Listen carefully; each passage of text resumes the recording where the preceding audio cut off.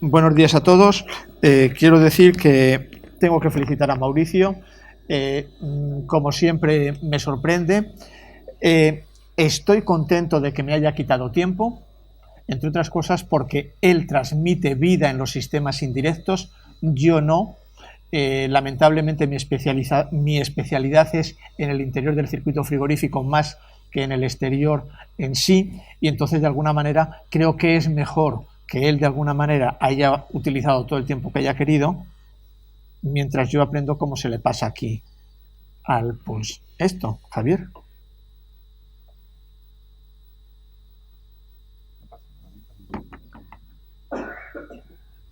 Bueno, me cambio de sitio y ya está. Ahora sí, me pongo ahí.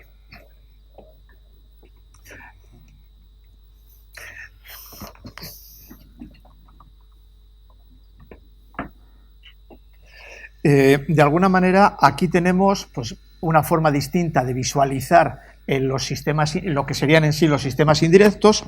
Yo he plasmado aquí el circuito típico de alguna manera, donde tendríamos el circuito de sistema de expansión y luego por un lado el lazo de condensación con agua y el lazo de transporte con un frigoportador, como muy bien ha dicho Mauricio. Simplemente es para verlo de forma distinta. Caloportadores, pues en el reglamento tenemos varios tipos distintos de fluidos secundarios, donde pueden ser donde nada más transmiten calor sensible, que es lo habitual por ejemplo en el agua, en el glicol, en el temper, los llama tipo A. Luego tendremos los de con cambio de fase de líquido a sólido, sería como he dicho, el sorbete. Y luego también tenemos pues, otros con el cambio de estado de gas a líquido, que de alguna forma es el caso típico pues, que tendríamos nosotros en sí en el CO2, de alguna forma se estaría así. Visualizo aquí también los dos esquemas en sí típicos, ya los ha indicado Mauricio, pero bueno, una cosa es distribuir fluido con un frigoportador y otra es producción distribuida de frío con los distintos sistemas que tendríamos ahí y transportar el calor con un fluido caloportador a lo que sería de alguna forma pues, un sistema de un aeroenfriador o un sistema de torre. Pongo aquí debajo dos palabras o dos frases como son compresores grandes con o sin variación de velocidad.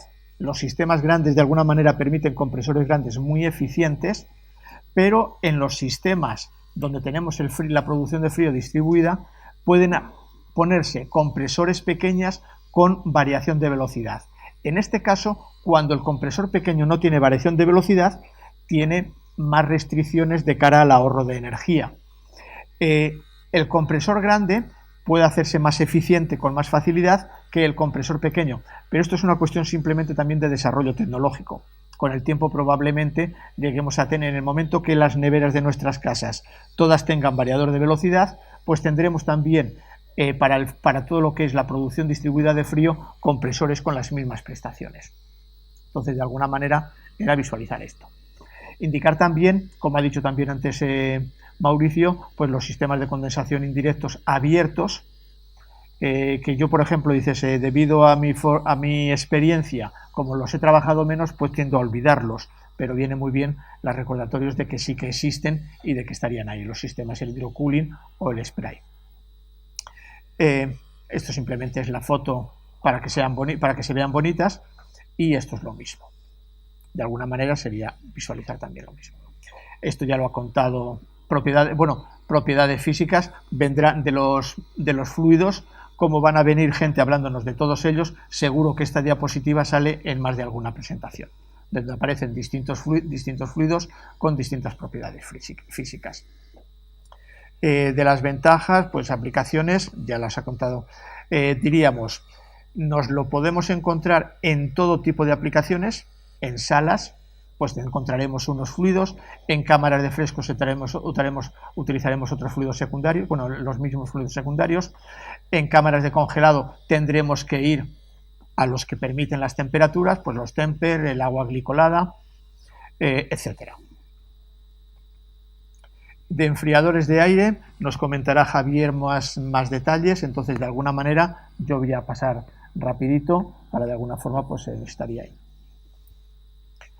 Tuberías.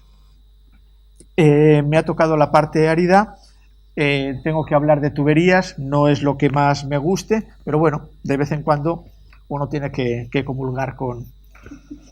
¿Cómo eran ruedas de molino? No, tampoco es eso. Qué exagerado que soy. De alguna manera debemos diferenciar tuberías del circuito frigorífico, que estarán normalmente en la máquina, confinado en los equipos, normalmente ya serán equipos hechos en fábrica, y en algún caso pues puede ser necesario hacer algún complemento con algún intercambiador adicional, algún tramo de tubería, pero generalmente del circuito frigorífico primario en los sistemas indirectos es algo que ya va a venir dado con los equipos de fábrica. En sí, en total, nos deberemos de concentrar en las tuberías del circuito de distribución del fluido. Puede alcanzar una gran complejidad y extensión. De alguna manera, tenemos muchas tuberías, o podemos tener muchas tuberías que van a ir diversificándose y agregándose luego después, de alguna manera, pues como una canalización de agua de cualquier sitio. Y de alguna manera, pues estaría ahí.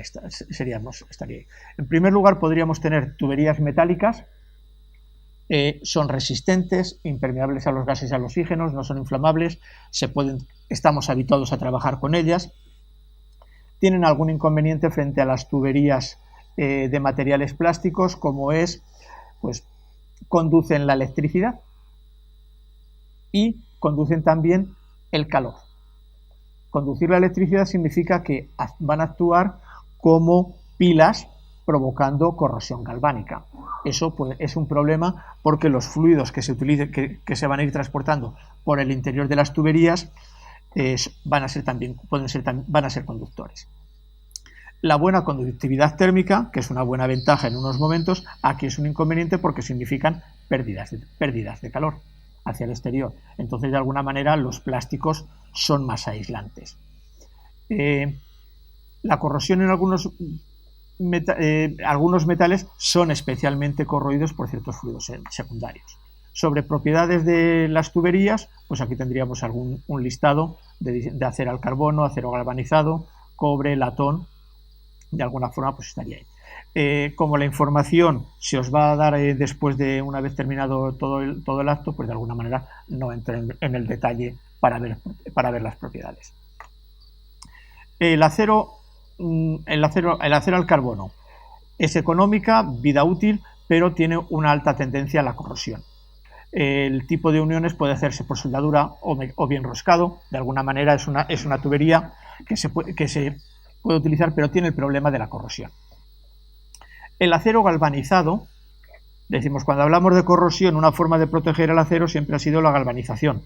Bien, en refrigeración esto no nos va a valer, en sistemas de refrigerantes indirectos, porque la mayoría de los glicoles, los fluidos secundarios, salmueras, glicoles, no son compatibles con el zinc, con lo cual de alguna manera pues esa protección tan buena que nos daba el zinc al acero pues aquí no nos va a valer. También en las zonas de conexión donde se unen las tuberías, se sueldan, se pierde el cincado, entonces pues no es aprovechable. El acero inoxidable sí es utilizable, de alguna manera, presenta una alta resistencia a la corrosión, incluso frente a salmueras, y tiene una buena resistencia mecánica. El cobre también es un buen metal en la ejecución de todo tipo de instalaciones, es compatible con la mayoría de salmueras y glicoles, no es válido obviamente si hablamos de agua amoniacal. Ya todos sabemos que el amoníaco y el cobre se llevan excesivamente bien hasta el punto de que se disuelven de que el amoníaco disuelve al cobre. Y eso de alguna manera es el inconveniente en sí que tiene. Es lo mismo también para el latón, que de alguna manera es un material que podría utilizarse, pero que va a tener también esa limitación en cuanto estaría ahí. Vienen como gran diferencia con lo que es la refrigeración de sistemas de expansión directa o sistemas inundados, que las tuberías que transportan los caloportadores o frigoportadores pueden ser tuberías plásticas. Esto les presenta una ventaja considerable, presenta ventajas respecto a los otros, como es baja densidad y bajo peso. O sea, es decir, colocar una tubería de varias pulgadas en metal implica soportes y pesos considerables. En plástico, pues será el peso del fluido que vaya por el interior, pero el del plástico es comparativamente muy ligero. Ausencia de corrosión. Claro, no hay un metal. Eso es una ventaja. Suelen tener una gran compatibilidad química con muchas sustancias. Baja conductividad térmica. También es una ventaja. Tendremos que poner menos aislamientos, aunque tengamos que poner, de alguna manera, ya la misma tubería es aislante. Baja rugosidad, lo que implica también de alguna manera que tendremos pérdidas de carga ligeramente inferiores por los métodos de fabricación. Silenciosas, entonces de alguna manera las convierten en unos materiales flexibles y versátiles para la instalación. No afectan a las propiedades organolépticas del agua ni a la calidad, es decir, no tienden a ser tóxicos y se van a poder utilizar. Entre las desventajas, pues baja resistencia mecánica. Claro, lo que era una ventaja en el bajo peso, pues se convierte en inconveniente por otro lado. De alguna manera podremos hacerlo reforzándolos para que aguanten las presiones que tengan que mantener y con los soportes adecuados, pues de alguna manera, o protecciones adecuadas para que no se rompan. Una tubería de plástico, si va a una carretilla y le da un golpe, la rompe con mucho más facilidad que si es metálica. Pues de alguna forma, pues también habrá que poner en algunos casos protecciones o canalizar el tráfico. Aparece una propiedad nueva que en refrigeración nunca, en los sistemas de circuitos frigoríficos no se suele comentar nunca, que es la permeabilidad al oxígeno. Todos habíamos hablado de la regla de los 5+1, de la difusión aquella por la que entraba el gas en una instalación frigorífica por una fuga. No, es que aquí el oxígeno puede pasar dentro del circuito del fluido secundario por la misma tubería. Es decir, la misma tubería permite que entren moléculas de oxígeno. Entonces, tienen que ser fabricadas con barreras de oxígeno. Entonces, de alguna manera, eso hará que no sea cualquier tubería, sino que tengan que ser tuberías adecuadas para nuestras aplicaciones. Esto que marca aquí 1,57, ¿qué es? Es que tengo en el ordenador un número y me pone 1,57, 41, 42, 43. No sé lo que es, puede ser el tiempo que llevamos, pero me confunde con la hora. Y entonces me veréis que miro ahí y miro el reloj. O sea, ya sabéis la causa. Los sistemas informáticos me exceden. La permeabilidad al oxígeno, de alguna forma, es un elemento nuevo que tenemos que tener en cuenta en los sistemas indirectos. No lo teníamos pendiente antes en cualquier sistema de HFCs o de otros refrigerantes o de amoníaco. Menor durabilidad. El plástico o los plásticos envejecen.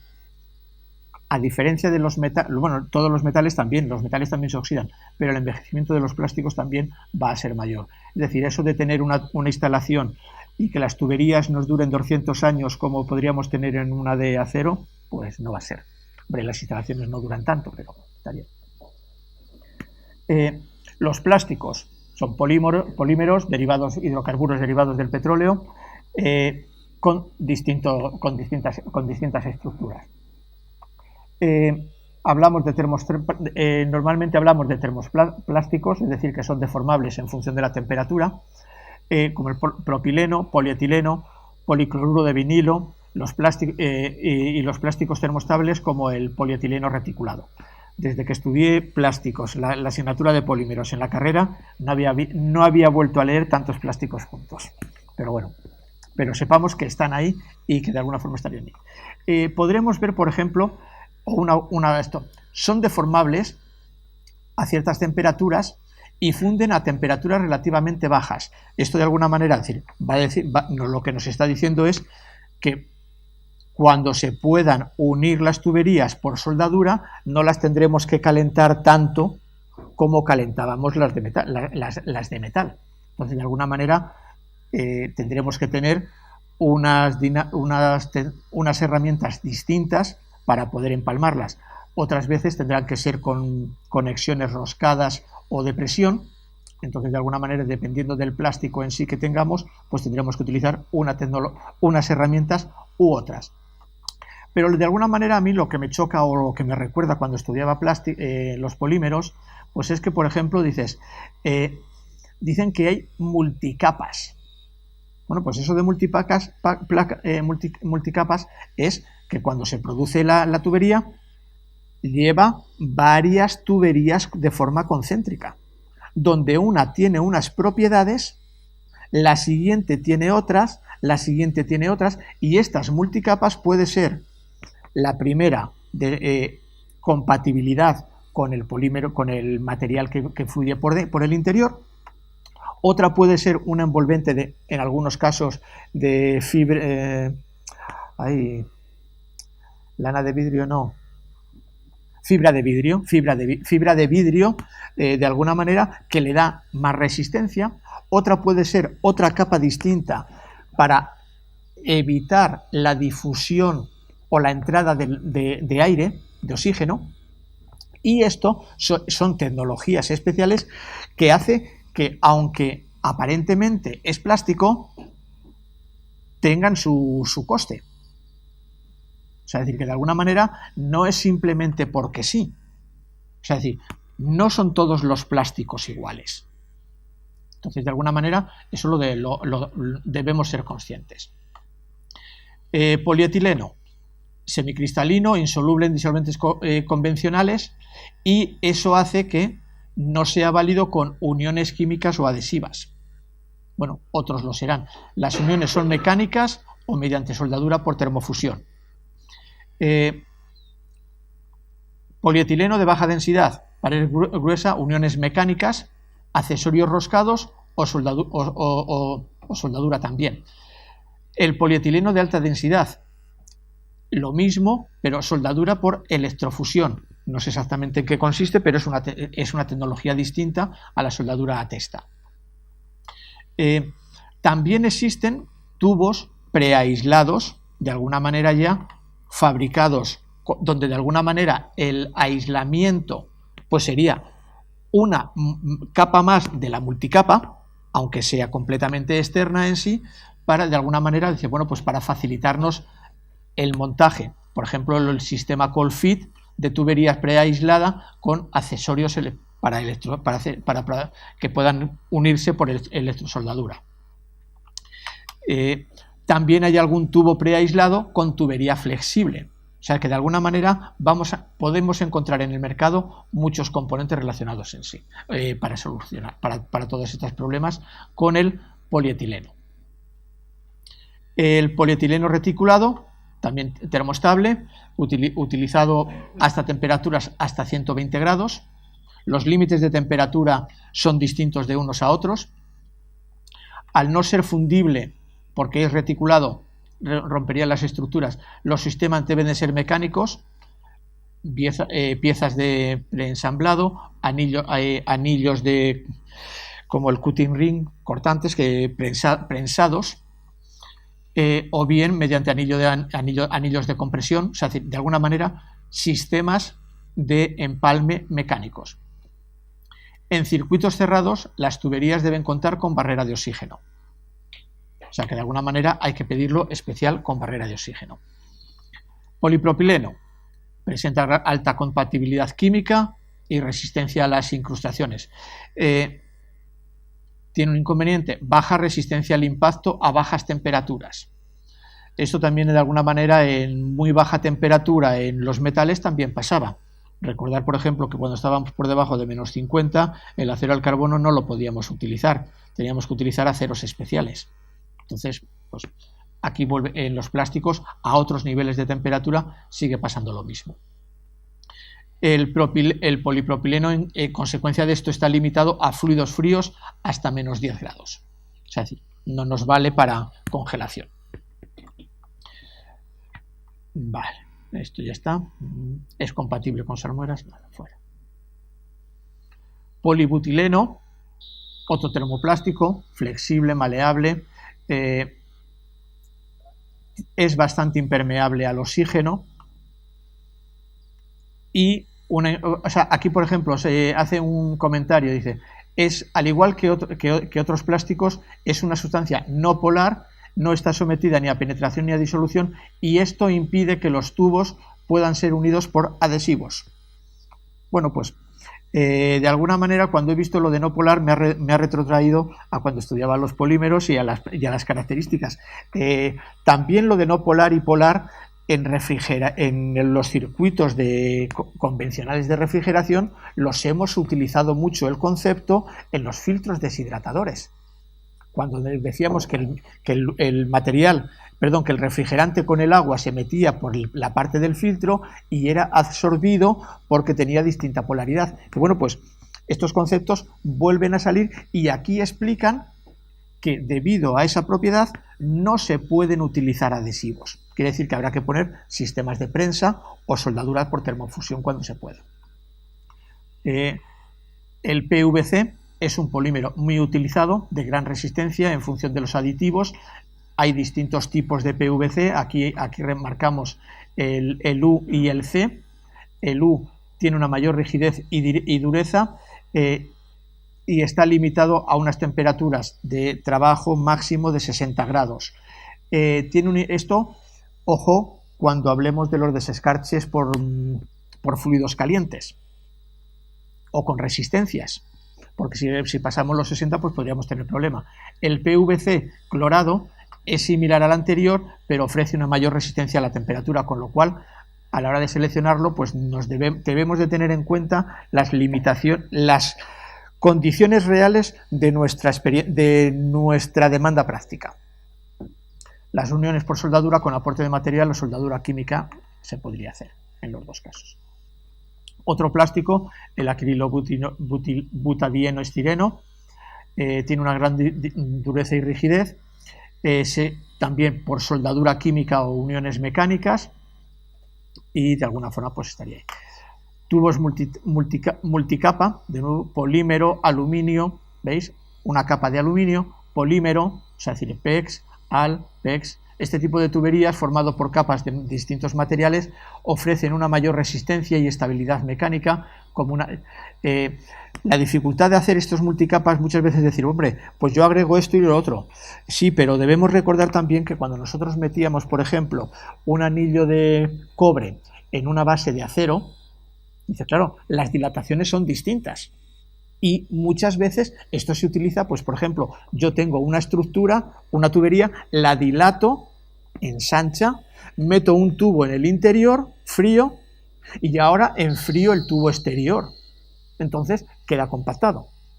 Pero claro, luego durante el funcionamiento, estas dilataciones también pueden generar tensiones. Y eso tampoco es tampoco es bueno. Entonces hay que seleccionar todo conociendo todo este tipo de detalles. Yo, aunque parezca que sé, os estoy engañando, ¿eh? Yo os lo digo que hay que tenerlo en cuenta, pero no sé tenerlo en cuenta.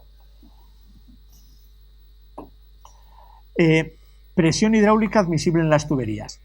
Pues, a ver, las presiones que tenemos con las que se trabaja en los sistemas indirectos no son para nada las presiones de los sistemas del circuito primario, donde tenemos presiones donde hablamos de bar, distintos bar, 10 bar, 20 bar, 30 bar, incluso 100 bar en los sistemas de CO2.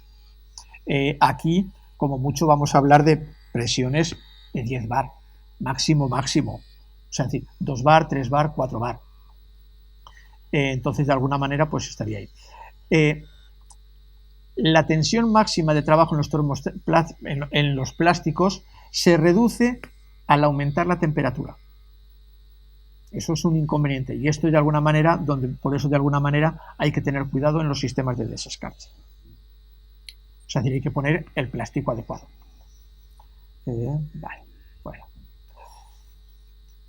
En los plásticos, para determinar la presión en sí o para saber la presión a la que se puede trabajar con ellos, hay un número de serie o un índice SDR que están relacionándonos, que nos sirve para determinar la presión y relacionan el diámetro exterior y el espesor, de tal forma que el índice o el ratio de la dimensión estándar es el diámetro exterior dividido el espesor, y eso es igual a un 2 por el número de serie más 1, con lo cual el número de serie pues sería el SDR menos 1 dividido entre 2. Y luego este número de serie se utiliza en la fórmula para determinar la presión de trabajo, máxima de trabajo, igual a la resistencia hidrostática relevante del material, es un dato que nos debe de dar el fabricante, dividido del número de serie y por un factor de seguridad, que dependiendo del material va a ser uno o va a ser otro. En general es 1,25 menos para el PVC, que es el doble, 2,25. Dimensiones de las tuberías, pues de alguna manera velocidad entre 0,5 y 3,3 metros. De alguna manera es la regla del dedo gordo. Dentro de todo eso, del rango de velocidad, se habla de caídas o de pérdidas de carga entre 80 y 400 pascales por metro lineal de tubería. Como veis, la medida de la caída de presión no tiene nada que ver con los circuitos de refrigeración primarios. Hablamos de 0,2 bar, aquí utilizamos el pascal porque las pérdidas de presión también son menores, tienen que ser menores en estos circuitos. Con estos datos, los refrigerantes secundarios utilizados, debido a su mayor, necesitan unos diámetros que los tenéis aquí en una tabla.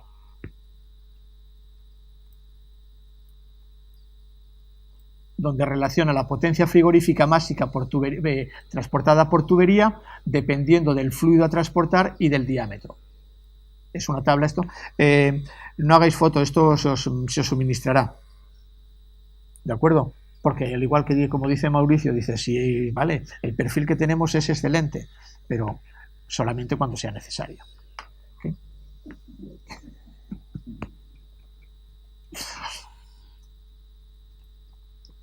Entonces, de alguna manera, aquí tendríamos este dato. También, bueno, pues que sepáis, una de las cosas que tenemos que saber siempre es qué cantidad de fluido secundario introducimos en la tubería, pues todo el que cabe. Entonces, dependiendo del diámetro, ya hay unas tablas según la norma, teniendo en cuenta los espesores y los diámetros, pues que si es de media pulgada hay 0,13 litros por metro lineal y si hay 4 pulgadas hay 5,25, y aquí pues me he debido de comer algo. Pero bueno, de alguna manera que lo sepamos, que está ahí y si no pues estaría ahí. Como para cálculo preliminar de cuánto cuánto fluido secundario tengo que adquirir o tengo que comprar. A la hora de seleccionar la tubería ya lo hemos ido indicando, bueno, pues temperatura de trabajo, compatibilidad química, presión de trabajo, resistencia a la intemperie. Hay que tener en cuenta que a veces la parte de las tuberías están en el interior, parte están en el exterior. Pues a lo mejor tenemos que discriminar y poner unas tuberías, las que están en el interior y las que están en el exterior. Porque no es lo mismo. Exposición y radiación solar. La radiación solar a los plásticos no les gusta absolutamente nada. Solamente tenemos que ver una tubería o cualquier plástico, está en un local interno y dura mucho tiempo. Lo sacamos a la calle y empieza a cambiarle el color, se agrieta, es decir, cambia las propiedades. Entonces la radiación solar es muy puñetera. No es la temperatura, que también. Es decir, porque una cosa es la temperatura, vale, fuera le da el sol, está sometida a estrés térmico. Eso tiene su influencia.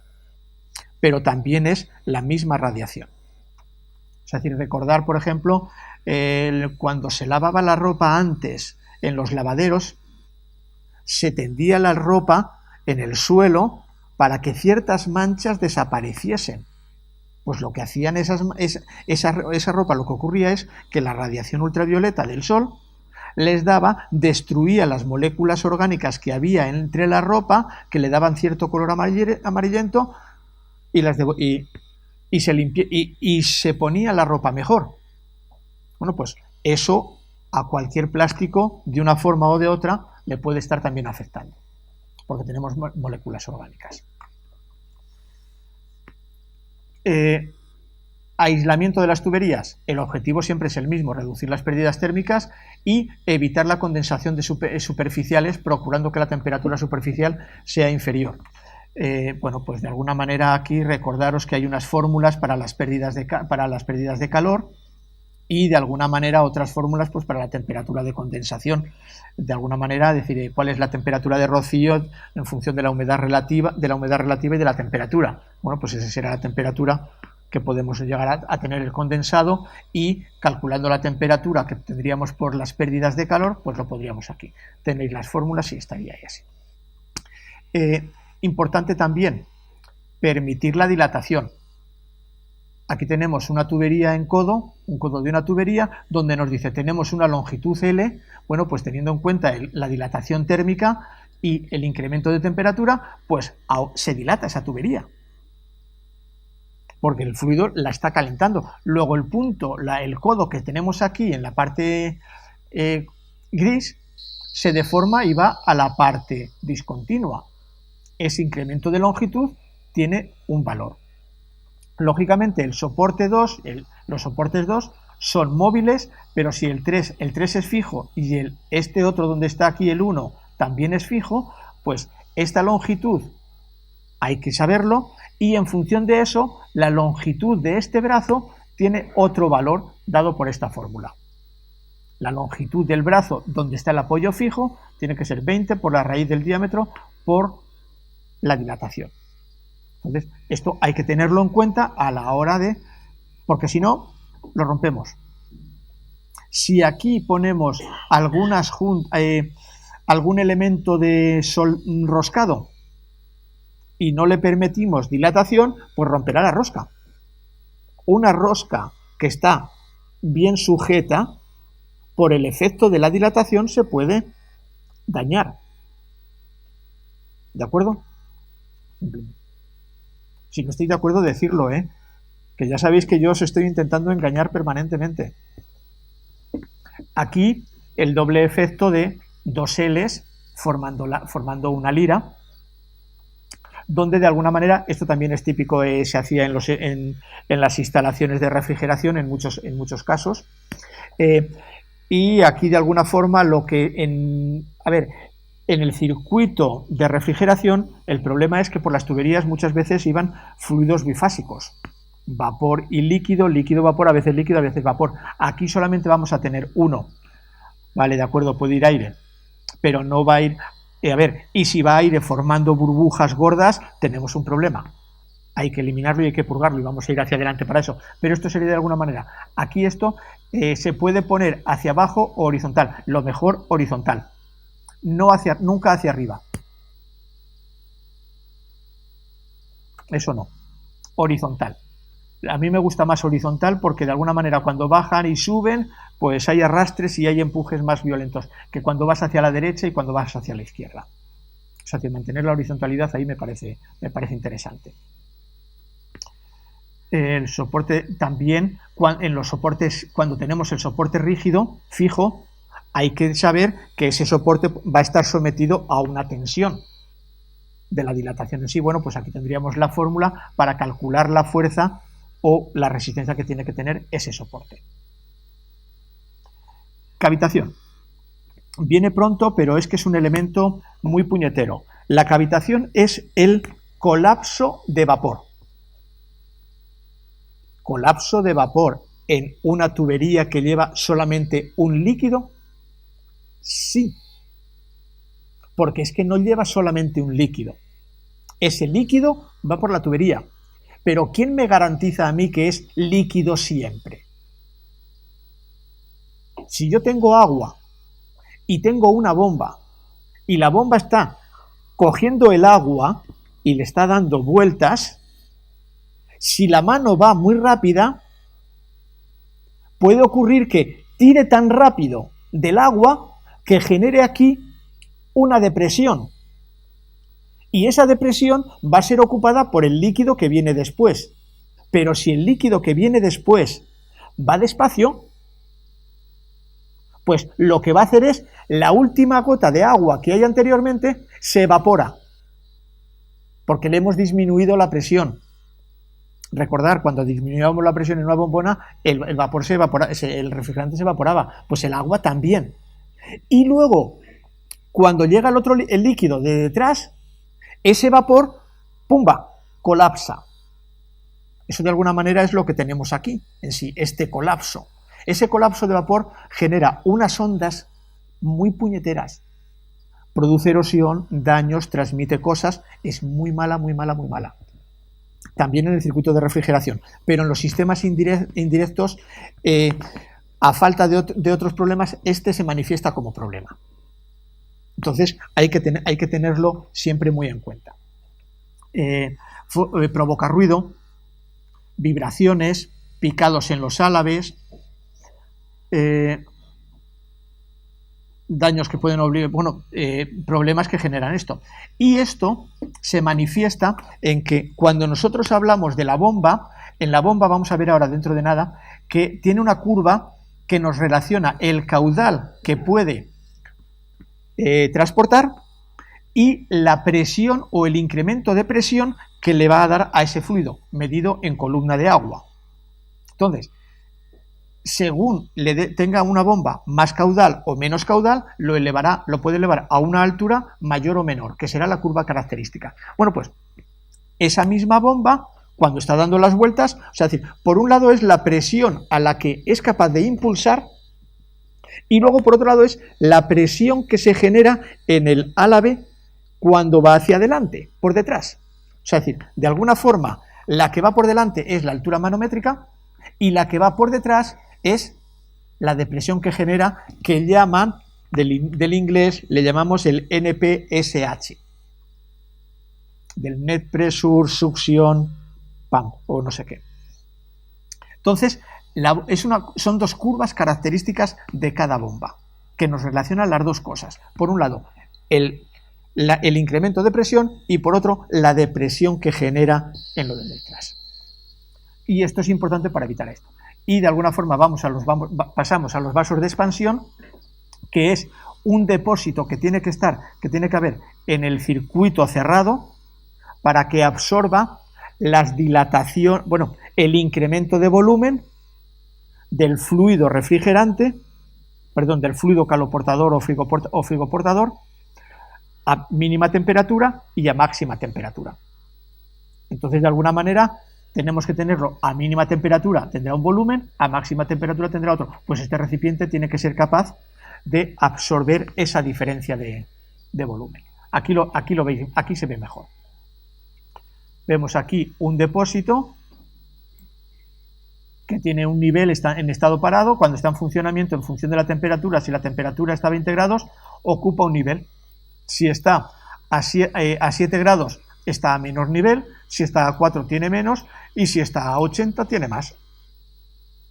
Si este depósito en algún momento hubiese estado el nivel por debajo de la línea de esta zona, en vez de llegar a este nivel por debajo, ¿se ve la mano? Es que no se ve la mano. Vale, perdón, no os preocupéis. Es que estaba pensando que veíais mi ratón. No, quiero el lapicero.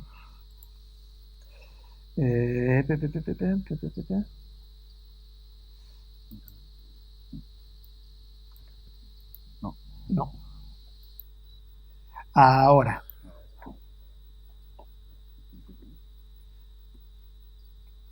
Si yo estoy aquí y el recipiente se queda ahí, eso reventaría.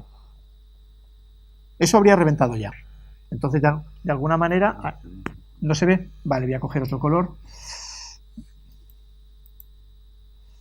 Color de lápiz azul.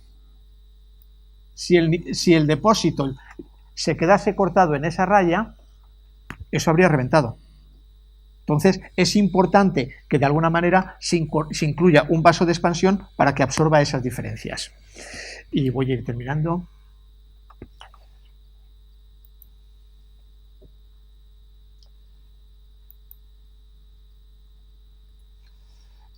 Tipos de vasos de expansión: abiertos, cerrados. En los cerrados, con membrana o con una especie de globo o una membrana, para que con este es el volumen que puede dilatar en sí. Si es cerrado con una membrana solo, pues según aumente la dilatación, la presión tenderá a aumentar ligeramente, porque lógicamente si aquí se reduce el volumen, la presión de la parte inferior de esta aumenta y estaría ahí, con lo cual sería normal ver ciertas variaciones de presión durante el funcionamiento. Si es cerrado con transferencia de masa con compresor, entonces sería de alguna manera ahí ya podría regularse la presión con menos oscilaciones, es decir, podría ser más estable en sí. Las roturas de las membranas van a ser causas de malos funcionamientos. Aquí tenemos unas fotos de un par de ellos y ya estaría. Ubicación del vaso de expansión. El vaso de expansión debe estar colocado. A ver, importante, el vaso de expansión es la presión de referencia para el circuito frigorífico. Es decir, debe de ser la presión más baja del circuito, es la que hay en el vaso de expansión, y para eso se pone también en la aspiración de la bomba, porque es donde más baja está. Para garantizar, entre otras cosas, hay una presión que evite la cavitación. La presión siempre debe de estar en torno, en el punto más, es decir, en una instalación tenemos una tubería, el punto más alto de la instalación es el que tiene que estar a un bar por encima, a un bar de presión. Es decir, si yo tengo un edificio de 10 plantas, la tubería en la planta 10 debe tener una presión de un bar. Lógicamente, la tubería de la planta 1, al ser 10 metros de altura, una columna de 10 metros, un bar más, pues tendrían que ser 2 bar. ¿De acuerdo? Entonces, la referencia siempre es en el punto más alto, un bar. Y el vaso de expansión colocado en esta zona. Tenéis aquí las fórmulas también para el cálculo del vaso de expansión. He puesto dos fórmulas procedentes de dos presentaciones distintas. La que pone aquí esto es de una presentación, y esta 2 es de otra. Al final es lo mismo, ¿eh? No os engaño. Me decís, es que la misma es la misma. Bueno, pues si se trata de calcular lo mismo, son variantes sobre lo mismo. ¿Cuándo sabremos que la presión es incorrecta? Pues la presión es baja, puede ser baja porque ha entrado aire, lo podemos detectar por ruidos, por cavitación también, alta presión, etcétera. Voy mal de tiempo y Javier también quiere hablar. Antes de esto, 5 minutos. 5 o 10 minutos. ¿Cómo no? Vale. Otro concepto importante: purgador de aire. Hemos dicho que entra aire, puede entrar aire en la puesta en marcha o porque ya esté, de alguna manera, decir, va a ser lo más normal, pero si entra en cualquier caso, lo que hay que hacer es, y si está el aire, lo que hay que hacer es sacarlo, sin más. El aire reduce la capacidad de bombeo de las bombas, genera problemas de regulación, provoca erosión y corrosión, va a provocar también destrucción de aditivos de los fluidos secundarios, va a provocar también, o puede provocar fugas en las juntas, porque también puede afectar o reaccionar con juntas, y de alguna manera estaría ahí. Es horroroso para la corrosión. O sea, es decir, sin oxígeno la corrosión difícilmente se produce, pero aún así se podría producir, pero estaría ahí. Con lo cual, de alguna manera, hay que eliminarlo. De alguna manera podríamos tener los desgasificadores, que son purgadores en continuo. Son un sistema de activo o permiten la extracción de las microburbujas, y deben instalarse en el punto más caliente y de menor presión de la instalación, es decir, donde se tiende a acumular el aire, que es en las partes altas. También habría purgadores o llaves de purgado manual que pueden no ser automáticos o no, que de alguna manera, bueno, pues van a ser intermitentes y se podrían hacer de alguna manera con operaciones de mantenimiento. De alguna manera estarían los dos. Otra cosa también interesante es, en una tubería de subida alta, nosotros tenemos que está llena de fluido secundario. Pero ¿qué ocurre si tenemos una fuga en esa tubería de subida en la parte inferior? Es decir, imaginemos una tubería que sube los 10 metros y estamos de obras por ahí, cogemos el taladro y le hacemos un agujerito. No es intencionado, no es sabotaje, es un accidente. El fluido tiende a salir, porque la columna de líquido hace que el punto donde hemos hecho el taladro esté a una presión de 2 bar. El fluido sale, pero según va saliendo, la tubería puede entrar, no entra aire porque está saliendo líquido. Entra en depresión y así, estrecha, hasta que se le puede hacer un agujero o colapsar. Entonces, existen unas válvulas que son las que rompen ese vacío, que se pondrán lógicamente en las partes altas, donde aquí, en condiciones normales, está cerrada, pero si hay una depresión en el interior, o sea, es decir, veis ahí que tenemos aquí donde, voy a coger otra vez puntero, el láser. Vale, si hago el zoom no tengo láser. Bueno, prefiero el zoom. Donde el cierre, este muelle que está aquí en la parte donde pone open, entre el open y el closet, ahí hay un muelle. Pues ese muelle es el que cierra la válvula. Cuando la depresión se produce en el interior, la presión del exterior le empuja a este asiento y abre la válvula. Aquí estaría cerrada y aquí estaría abierta. En la parte de la derecha superior cerrada, en la parte inferior abierta. Este es un diseño con un muelle de este tipo y un cierre de alguna manera cilíndrico, y aquí pues tenemos lo mismo con un cierre de una bola esférico. Entonces estas válvulas de alguna manera también son interesantes, que no se dan en otros circuitos, que en los circuitos de frío obviamente no se pueden dar.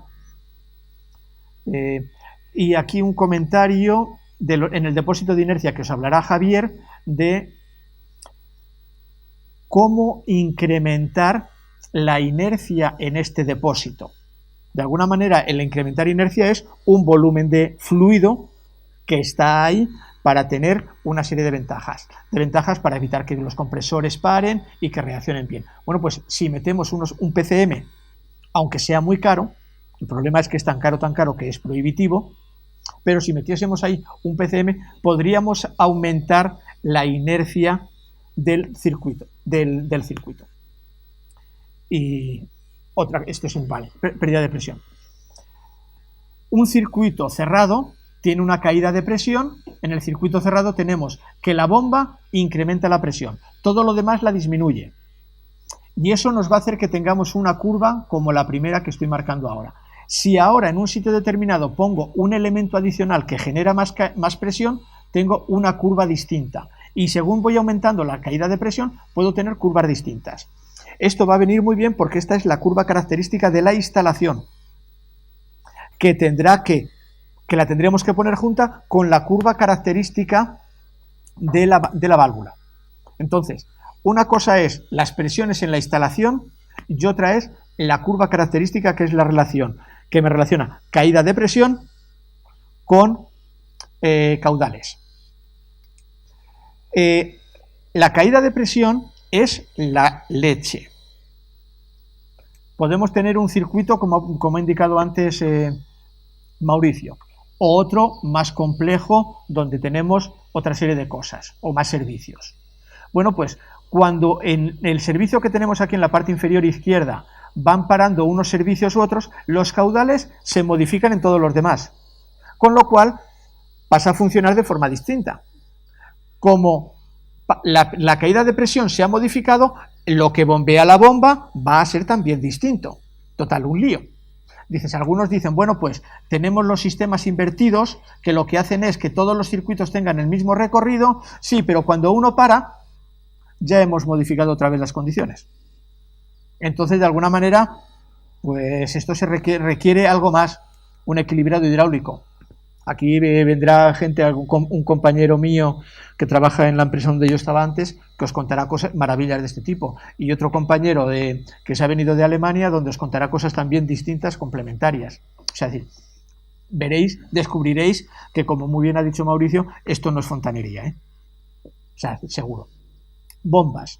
Hay varios tipos y a lo que yo voy es a la curva característica de la bomba. Tenemos una curva que me relaciona la caída de presión, y esto lo veréis más en detalle en lo otro, pero yo de alguna forma lo que quiero poner es que aquí están las distintas curvas y cómo se acoplan. Esto es una válvula, una válvula sola tiene una bomba sola tiene una curva determinada, es esta de aquí abajo que estoy marcando. Si pongo una bomba detrás de otra en serie, lo que hago es subir esta curva a este otro. Lógicamente, como este punto es la suma de estos voy sumando las dos, pues lo que aquí estaba inclinado, pues ahora está mucho más inclinado. Si las pongo en paralelo, lo que hago es sumar en horizontal. Si lo que hago es variar las revoluciones con un variador, lo que hago es curvas paralelas o cuasi paralelas. Daos cuenta que lo que vamos a intentar luego después en la instalación es juntar estas curvas con la que ha salido antes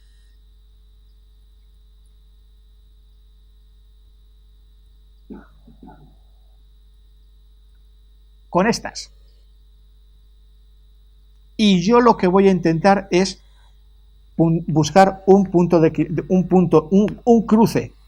Sabiendo cómo se mueven unas curvas y cómo se pueden mover las otras, podremos llegar a más conclusiones. Y ya no le quito más tiempo a Javier. Perdóname, Javier.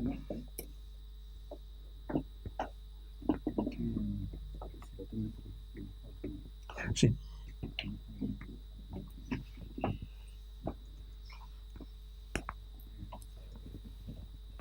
Como veis, la verdad que en esta sesión habíamos intentado hacer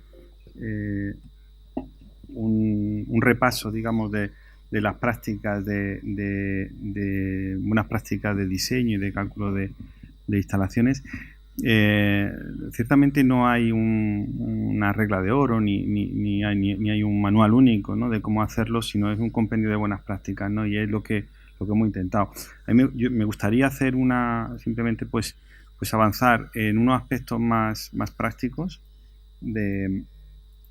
que sería el diseño de circuito. Hemos visto estos dos ejemplos muy sencillos de lo que sería un circuito a caudal constante y un circuito a caudal constante con múltiples cargas, que esto es lo que encontramos habitualmente, el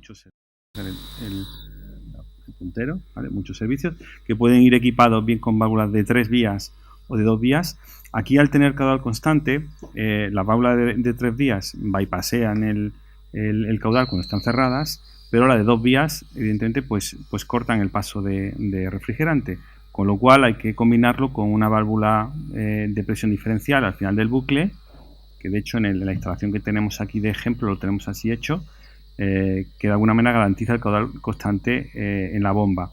Esto es porque la planta enfriadora está diseñada para caudal constante en este caso. Habría otro caso que serían también plantas a caudal variable. Esto es un ejemplo, por ejemplo, de una instalación así, de una planta que funciona a caudal constante. A caudal variable hemos preparado la planta enfriadora para funcionar con caudal variable de licol. Eso implica algunas modificaciones en el circuito frigorífico. En este caso tengo que garantizar únicamente un caudal mínimo, para lo que necesitaría también una válvula de bypass, o bien tener algunos servicios con válvulas de 3 vías. Normalmente los servicios que ponemos aquí serían, pues en el caso, por ejemplo, de tener unidades de baja temperatura, pondríamos los de baja temperatura, porque son los que normalmente están funcionando más tiempo, ¿no? Cuando hablo de baja temperatura me refiero a las unidades condensadoras condensadas por glicol, ¿no? Serían las que pondríamos o bien con caudal constante o bien con válvula de 3 vías. Nos encontramos muchas veces con la combinación de tener un circuito primario y un secundario, lo que ha explicado Mauricio, es decir, tenemos unas plantas enfriadoras que trabajan contra unos colectores y luego unas bombas secundarias de distribución de glicol, ¿vale? En este caso, las bombas pueden trabajar con válvulas mezcladoras de tal manera que impulsamos el glicol a una temperatura concreta, ¿no? Esto lo hemos aplicado, por ejemplo, en cámaras para frutas. Hacemos suministramos un sistema para una instalación que se hizo en Lisboa, así, donde lo que se buscaba es que esa válvula de 3 vías iba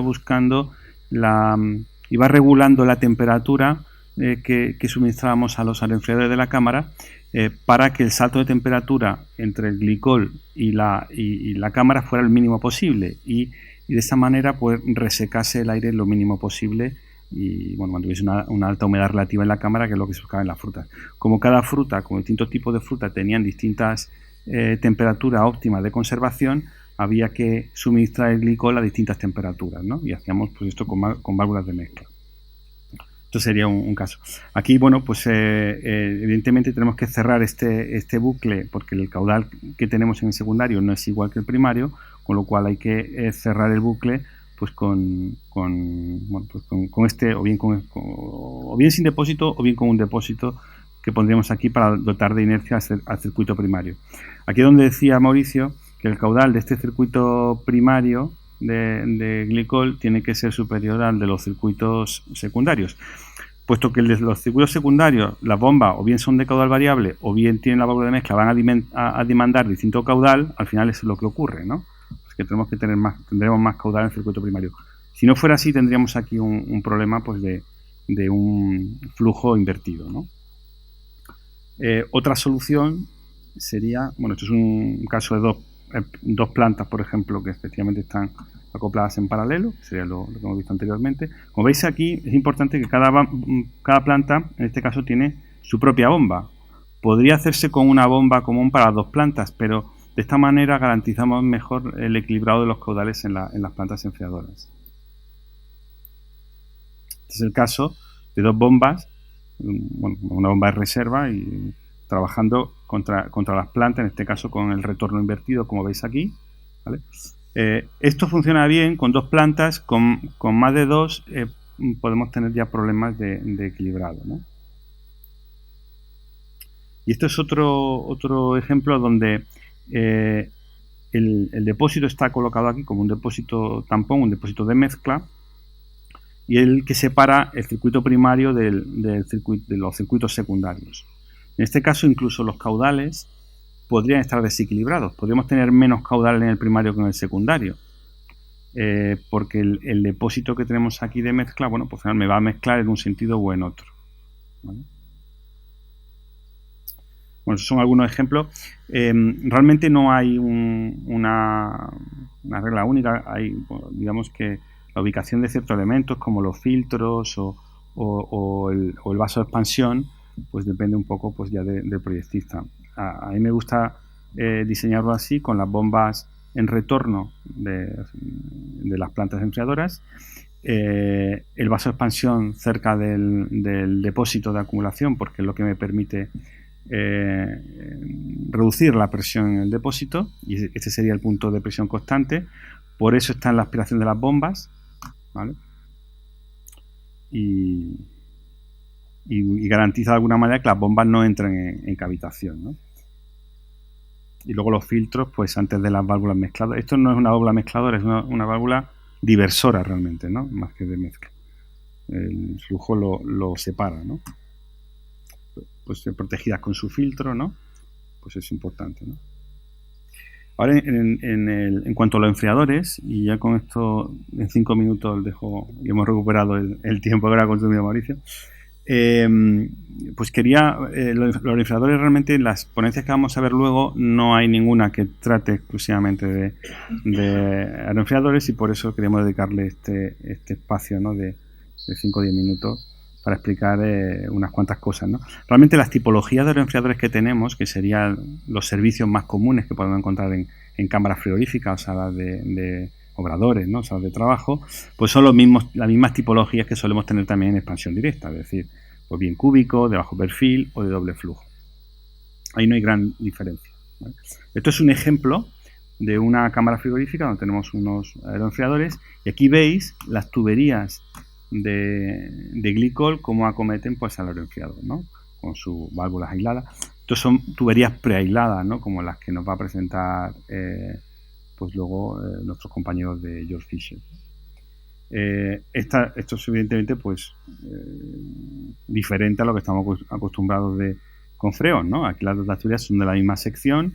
En este caso se ha aislado también interiormente, aunque dentro de la cámara no sería necesario, pero sí van aisladas también, y tienen este aspecto pues de un mayor tamaño, porque evidentemente la tubería de glicol tiene una mayor sección que la tubería de líquido, ¿no?, de un sistema de expansión directa. Aproximadamente, para que os hagáis una idea, lo que es la sección de la tubería en glicol viene a tener el mismo diámetro. La tubería de glicol viene el mismo diámetro la que tendría, por ejemplo, la tubería de aspiración de 134A, ¿vale?, que es mayor que un diámetro mayor que la de 404, ¿no?, o de 449, ¿no? Más o menos sería ese el diámetro que tendría la tubería de glicol. Pero en este caso, claro, tenemos tanto en impulsión como en retorno. Bueno, pues para definir bien un aeroenfriador hay conceptos muy similares a cuando seleccionamos evaporadores, lo que es la potencia frigorífica, la temperatura que tenemos en la cámara. Es importante tener también definido la temperatura de entrada y salida del glicol que queremos tener, sobre todo la de entrada, la de glicol. Normalmente diseñamos los circuitos para trabajar con un determinado salto en la temperatura cuando digo glicol, entiéndase el fluido secundario, ¿no? Lo que es el caudal es consecuencia de esa potencia y ese salto térmico que tenemos en el refrigerante. Tenemos que limitar, y es una limitación que tenemos que poner, a la pérdida de carga en el fluido refrigerante, porque normalmente pues, con los fluidos secundarios son más viscosos que el agua y tenemos pérdida de carga muy importantes, y a veces el criterio de dimensionamiento es ese, no nos podemos pasar de decir pues 60 kilopascales, 80 kilopascales, que serían 6-8 metros de columna de agua como máximo para diseñar el aeroenfriador, y ese sería mi límite, digamos, de presión que tengo por el diseño de la bomba, y eso me va a condicionar también el caudal máximo que puedo hacer circular por el aeroenfriador. Y luego hay aspectos que se deducen en la selección, pues como la geometría de la batería, el diámetro de tubos y el espaciado de los tubos que se van a utilizar, el número, digamos, de tubos que voy a tener, y el número de filas en la batería, lo que es el paso de aleta, que aquí el criterio del paso de aleta es el mismo que se utiliza para expansión directa, y el número de circuitos de refrigerante. Claro, debido a la alta pérdida de carga que tiene el mover el refrigerante a través de los tubos, pues nos vamos a encontrar con un número de circuitos muy importante en los aeroenfriadores, y es un poco lo que nos condiciona también el diseño. Aquí, bueno, pues no es deseable tener más circuitos que número de tubos tenga una batería, porque entonces me dificulta mucho la configuración de la batería, ¿no? La potencia frigorífica es aproximadamente proporcional a lo que es el salto de la temperatura entre el refrigerante y el aire, lo veremos más adelante, la superficie efectiva de la batería y el coeficiente de transferencia. Esta fórmula, que es aplicable tanto a un aeroenfriador como a un evaporador de expansión directa, aquí hay algunas precisiones a hacer. El coeficiente de transferencia global en el caso de los aeroenfriadores es menor que en expansión directa, porque evidentemente la transmisión por convección entre el refrigerante y el tubo es peor que por cambio de fase en el caso de los evaporadores de expansión directa. La superficie de intercambio, bueno, pues aquí hay un factor de eficiencia de esa superficie que depende de la geometría y de lo que espaciados que estén los tubos. En este caso sería similar, ¿no? Pues en el caso de la evaporación directa, ¿no? y la expansión directa, y el caso de aeroenfriadores con refrigerante secundario. Y lo que es el salto de temperatura entre el refrigerante y el aire, aquí tenemos un refrigerante que va aumentando su temperatura conforme va cediendo su potencia frigorífica. Entonces, bueno, pues tendríamos que hablar, evidentemente el que hemos puesto aquí es comparando la entrada con el aire, ¿no? La entrada de refrigerante con el aire, pero realmente el intercambio viene gobernado por un salto medio, ¿no? Con lo cual, pues aquí se pierde cierta, digamos, efectividad comparativamente con un evaporador de expansión directa. Esto viene a implicar que aproximadamente un aeroenfriador, si miramos por superficie de intercambio, pues tiene como un 25% menos de potencia de la que daría, por ejemplo, un evaporador de expansión directa. Es decir, necesitamos más superficie de intercambio para proporcionar la misma potencia frigorífica. Hay algunas consecuencias de esto, y es que la temperatura de la superficie, de las aletas, en el caso de los aeroenfriadores con refrigerante secundario, con glicol o salmueras, es mayor que la que tenemos en un evaporador de expansión directa. Y eso como consecuencia da que el aire se reseca menos, es decir, logramos mantener una humedad relativa más alta en las cámaras de una manera más efectiva con aeroenfriadores que con evaporadores de expansión directa. Esto es lo que he explicado antes, de cómo el salto, por ejemplo, si entramos el refrigerante a menos 10, sale a menos 5, y el aire, bueno, pues se enfría a 2-3 grados, pues como evidentemente pues ese salto, digamos, de temperatura a lo largo de toda la superficie de intercambio, pues va variando, ¿no? Mientras que con la expansión directa, pues evidentemente ocurre todo aproximadamente a una misma temperatura.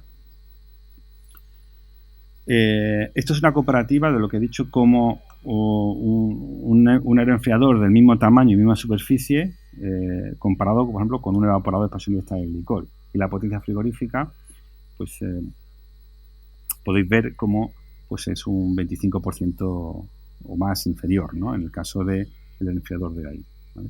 Pero bueno, pues lo que es la deshumectación en este caso es menor, ¿no? Por el aire lo enfriamos menos, con lo cual, bueno, también lo deshumectamos menos, ¿no? Y veis aquí también los coeficientes de transferencia, como el coeficiente de película en el tubo es mucho menor en el aeroenfriador que en el evaporador, razón por la cual pues disminuye todo el intercambio. Y luego, finalmente, si miramos la dependencia de la potencia frigorífica con respecto a la temperatura del refrigerante, vemos que es muy aproximadamente proporcional, es decir, conforme vamos disminuyendo vamos disminuyendo el salto de temperatura, es decir, vamos aumentando la temperatura del refrigerante, va disminuyendo de manera proporcional la potencia frigorífica. Esto es la razón por la cual funciona también el concepto de la válvula de mezcla, donde suministramos vamos cambiando la temperatura de suministro del refrigerante, ¿no? Y en este caso, pues es la relación de la potencia frigorífica con el caudal. Cuando disminuimos el caudal, la potencia frigorífica va disminuyendo, pero más lentamente, ¿no? Esto es una característica que luego hay que tener en cuenta en el control, y que luego veremos mañana con la presentación de Enrique Galán, bueno, pues cómo esto tiene influencia en la elección de las válvulas de control. Y luego, para determinar las temperaturas de diseño de nuestro sistema, tenemos que tener en cuenta, evidentemente, que la temperatura de nuestro refrigerante tiene que ser inferior a la temperatura al punto de rocío de consigna. Esto es importante para secaderos, por ejemplo. Por ejemplo, si queremos tener un secadero, un 65% de humedad, pues probablemente me obligue a funcionar con un salto de temperatura entre el refrigerante y el aire, pues de 13-14 grados, ¿no? Más de lo que sería habitual en cámaras frigoríficas, ¿no? Evidentemente tenemos también como limitación la temperatura de congelación del fluido secundario. Evidentemente tenemos que seleccionar nuestro fluido secundario de acuerdo a esto. Y luego solemos trabajar pues con saltos de temperatura entre impulsión y retorno de glicol o de refrigerante secundario de 4 a 6 grados. 6 grados es lo que marca el ecodiseño como referencia, y es verdad que está orientado a ahorrar potencia de bombeo y es un buen criterio pues trabajar con saltos de 5 o 6. Sin embargo, hay veces que tenemos que trabajar con saltos más pequeños para tener suficiente velocidad en el aeroenfriador y no entrar en régimen laminar dentro de los tubos y que no se perjudique el coeficiente de transferencia. Con lo cual, bueno, en la práctica estamos entre 4 y 6. Podemos tener diferentes temperaturas entre primario y secundario, que es lo que he explicado al principio, ¿no? Como podemos tener con esta válvula de mezcla por distintas temperaturas. Y luego comentar los distintos sistemas de desescarche que podemos tener. Podemos hacer el desescarche, evidentemente, aparte de eléctrico, ¿no? Que siempre está disponible, lo podemos hacer con glicol caliente. En este caso tendríamos un recuperador de calor en la planta frigorífica. Este caso sería un desescarche, producción de calor instantánea, es decir, no acumulamos calor, con lo cual tenemos que tener la producción de frío en algunos servicios activa para poder generar calor para el desescarche de glicol. Y básicamente, bueno, pues los aeroenfriadores están, digamos que disponen de un juego de válvulas, de manera que se puede conectar a frío o al glicol caliente, así de sencillo, ¿no? El sistema de expansión puede ser común para ambos circuitos, ¿eh? Eso es importante porque al fin y al cabo los circuitos están conectados entre sí. Aquí llega un momento en que estaríamos mezclando el glicol, ¿no? Cuando hacemos esos cambios, el glicol frío se mezclaría con el glicol caliente.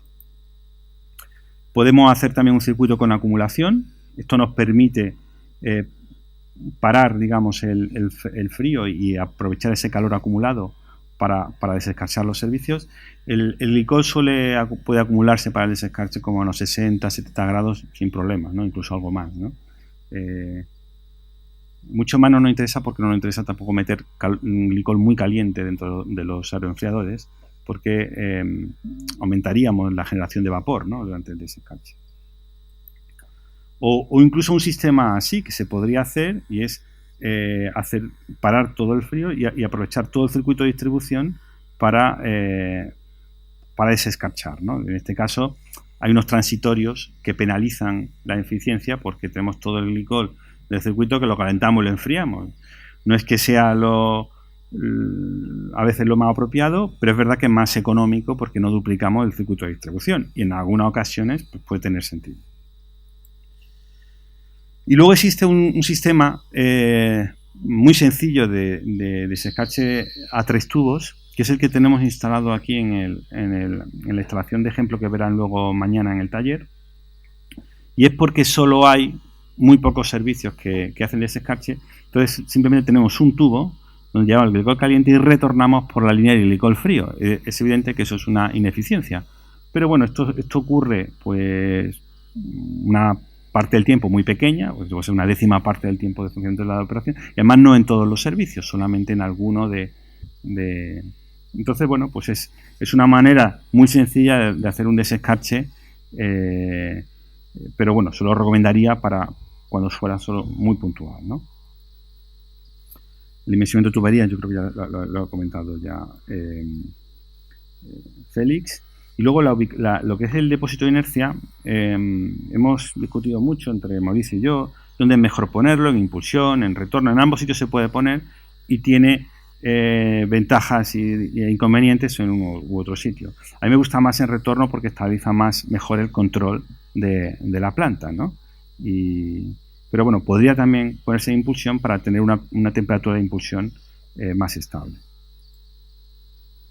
Dimensionamiento, aquí hay unas reglas que no voy a pasar porque no tenemos tiempo, pero básicamente comentar que el depósito de inercia es necesario cuando no tenemos suficiente volumen de líquido en la instalación para tener una mínima inercia en los ciclos de parada y arranque de la etapa de potencia más pequeña de la planta enfriadora. Para dotar aquello de una suavidad de funcionamiento tenemos que garantizar un volumen mínimo en la instalación.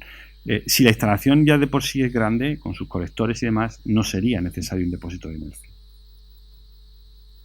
Bueno, el retorno del tío ya lo ha comentado Félix. Bueno, pues muchas gracias. Vamos a pasar ahora porque vamos prácticamente en tiempo, ¿no? Bien. Hemos pasado 9 minutos y pasaríamos a las instalaciones de ejemplo que nos va a presentar Daniel Campaña. Sí.